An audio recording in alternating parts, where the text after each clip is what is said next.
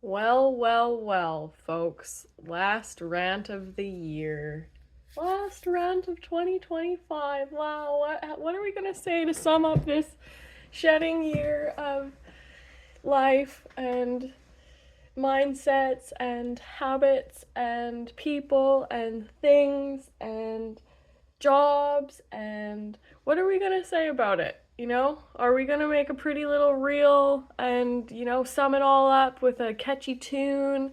Or are we gonna fucking sit in it for a bit and are we gonna think about it? And we can do anything we want, really. I love seeing everybody's reels. I have one of my friends, Jaleese, I absolutely love watching all of her projects that she's done over the year, and it's incredible because it's very inspiring. Like, she definitely, if you know who she is and you've seen any of the things that she does, you know that she's always fixing and building and creating something, and I just absolutely love it. So however you're choosing to reflect on the year is fucking great, just as long as we're doing it. This is such an interesting time of the year when things are coming to a close, when things are shutting down, when we are supposed to slow down and rest, when we are actually given that time to think. It can be a very powerful time. And for me personally, I am deciding and choosing to sit in it. I'm choosing to not run away from difficult, maybe perceived as difficult things that have happened this year. Um, but I actually have gone through all of my drawers. I think I've actually finished now. I took a couple days and turned my phone off and I went through all of my stuff. And I burned a fuck ton of it for sure. I've organized some of it, and that was a very cathartic and therapeutic thing for me to do.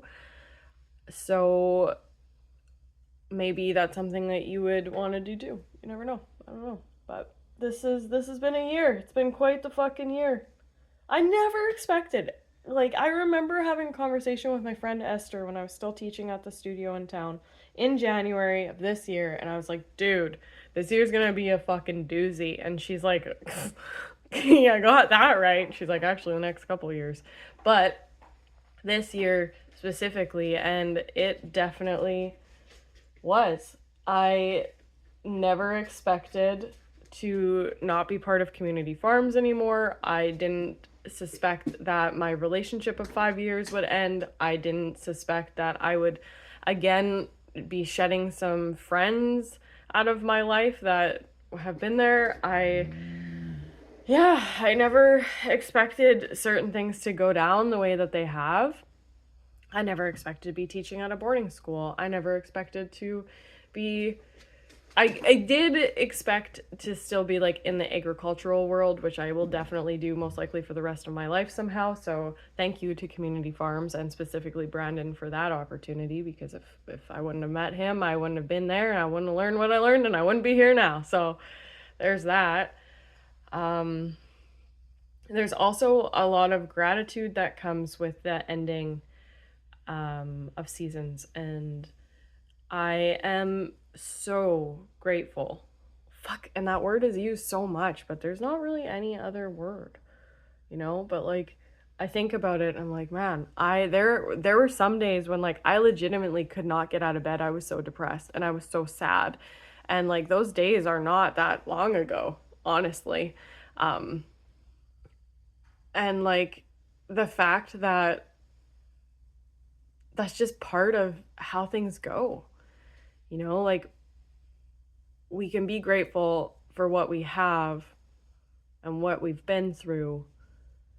And then those moments when we're so depressed and we can't get out of bed and we're thinking, like, what the fuck have we done? What does it all mean? Like, that's just part of it, too. That's just part of it. That's part of this whole existence of it as a human being. I had my friend Gerhard here today, and he gave me this little piece of paper after, and it was like, because I'm going on a trip with my mom that I'm really excited about in a couple months, and it's like this traveler with a backpack on, and he's climbing up this mountain, and then there's this monk sitting at the mountain.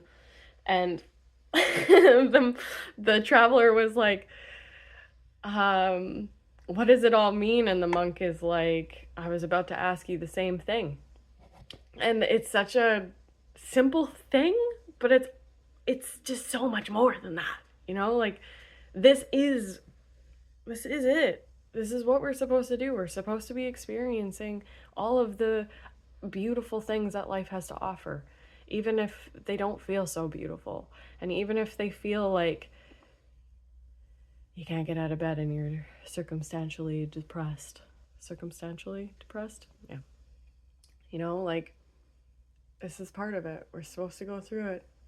So instead of running, instead of numbing, instead of disconnecting, disassociating, instead of all of those things that I have used as tactics in the past, I am sitting in it. I'm fucking sitting in it. And every time an emotion comes up that like I don't like and I feel it here or feel it here, I say to myself, sit in it. And I take breath. And it doesn't work all the time. Sometimes I have to do that like multiple times. Sometimes for a whole day. Sometimes I have to shut my phone off and just fucking like come back to center, without all the distractions. And that usually works. So if you have had a year, just know that motherfucker's done by like tomorrow at midnight. And we got this. And we can do this, and you can do this. And it's just part of it. So yeah, cool. Thank you for watching. If you have watched these rants and they've made you laugh, they've made you feel, they've made you think, they've made you whatever, thank you. I appreciate that. I definitely do it for myself first. This is definitely a therapeutic tool that I have used in order to help me process how I'm feeling about my life, about certain circumstances. And I have chosen to share some of it because I think that I want to. I just want to. I want to. And that's how I'm choosing to use this platform and will for the foreseeable future. So, yeah. Gratitude to you, and enjoy whatever 2026 brings, the good, the bad, and the ugly. Until next time, be kind.